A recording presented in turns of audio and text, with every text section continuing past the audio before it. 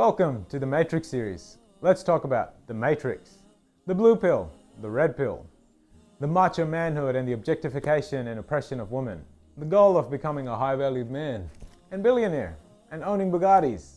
Who am I talking about? Andrew Tate, the most Googled man of 2022.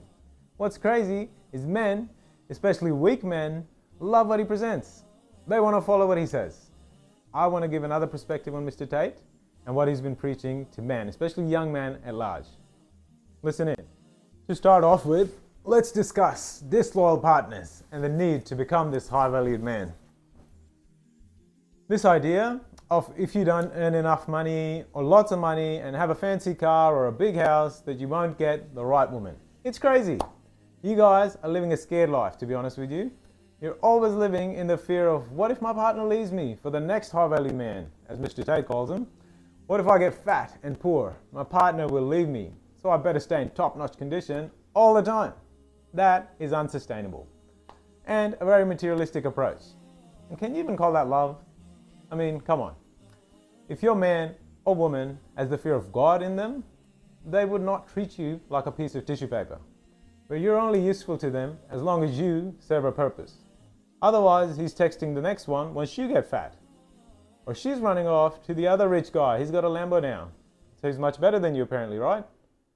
The Prophet Muhammad ﷺ gives the perfect advice of what to look for in a person you're looking to marry. He says, ﷺ, a woman may be married for 4 things, right? Her wealth, her lineage, her beauty, and most importantly, her religious commitment. And he says, seek the one who is religiously committed. Okay, the first characteristic is being religiously committed, i.e. faith in God. Because if this foundation is right, the rest will all fall in place okay. If there is no fear of God in the other person, can you even trust them completely? If they can disobey their creator, what will you as a high-value man be able to do? What are you going to do? A proper Muslim woman isn't allowed to talk to any man her husband isn't happy with. She can't bring any man in the house without her husband's permission. She is responsible for guarding his honor, his house, his wealth, and the kids. In fact, both Muslim men and women are told to be garments of each other, so not to display your dirty laundry in public. They hide the ugly or secretive parts of the other person, not put them on social media or complain to your male friends and girlfriends about it. You don't need to be fake with them. Be real, man, and protect each other. Okay, what about marriage and using high-value women to be your top G?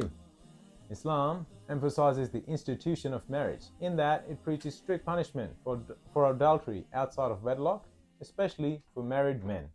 And it teaches Muslim men to be kind to their wives, to support them, be partners with them, and says that if you provide food, wealth, and a house for them, you get rewarded for it, the same as if you did charity. This is the reason why family structures are still operational in Muslim countries.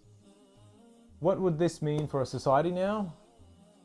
Well, reduction in babies left without fathers, and fathers actually having to take care of their offspring, not running away as soon as the missus gets pregnant. Women not having to fend for themselves and being at the mercy of other men, as their security is ensured by their husband. In fact, if he dies protecting her, he's considered a martyr. Women not having to do whatever it takes to get appreciated and be awarded a career. Islam doesn't ask women to have these goals or to go hustle for that dollar. The man needs to do that for her in the first instance. Abortions, STDs, and HIV are extremely low in Muslim countries. There's a reason for that. Okay, so now we actually have single mothers, fatherless children, and single dads. Everyone looking out for their own interests and selfish desires. Now it goes as far as stepdads abusing stepchildren, as there's nothing to stop him. There's no real connection there, except for a piece of paper maybe. This is absolutely disgusting state of affairs. I ask you, what system will protect those children? Why can't the legal system solve this problem? Okay, look, our Prophet Muhammad ﷺ used to do his fair share of the housework and the chores in the house, contrary to what the media wants you to believe about Muslims, and contrary to what the Muslims do themselves. I know the boys are going to hate me for this, but this is the hadith and we have to speak the truth. And compared to what Andrew Tate wants to make you believe. You get the woman to do the work, get in the kitchen and make me a sandwich. It's not like that.